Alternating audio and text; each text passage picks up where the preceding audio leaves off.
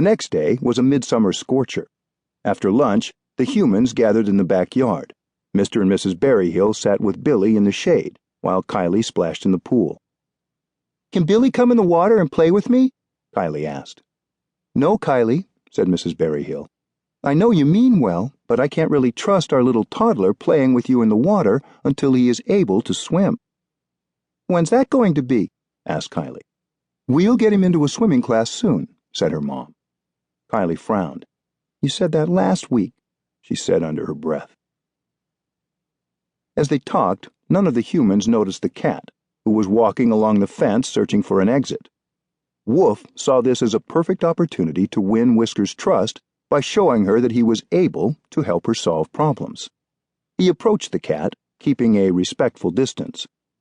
"Whiskers," he said, "I noticed that you have been trying to find a way through the backyard fence for a long time." "Yes," said the cat. "Unless I want to walk all the way around the house and out the front yard, I have to climb the backyard fence and jump over." "I am going to make it easier for you to come and go," said Wolf. The cat looked at the dog, blinked, and then opened her mouth wide in a big yawn. "Uh-huh. Right, sure you will," she said. She had heard Wolf boast like this before. "I can tell you don't have confidence in me," said the dog. "You're right," said Whiskers. "I don't." "That's okay," said Wolf. "I'm going to do this whether you think I'm able or not." And help her he did. Later that day, he went out to the fence and began digging. Soon, there was a perfect little cat-sized hole for the cat to crawl through. When he finished the hole to his satisfaction, Wolf searched out Whiskers, who was taking her afternoon nap. "Excuse me, I hate to wake you, but I think you'll be excited to see the new exit I made for you under the backyard fence," said Wolf. The cat lifted her head, looked across the yard, and said, "Well, what do you know? You dug a hole. Good for you." And she promptly went back to sleep. But Wolf was not about to give up so easily. He might have been a dog, but even he knew that anyone can do something once and not necessarily be competent. He would have to impress her again. "Excuse me," he said to the cat. "I hate to wake you once more, but I get the feeling you're not terribly impressed." "Bingo," said Whiskers.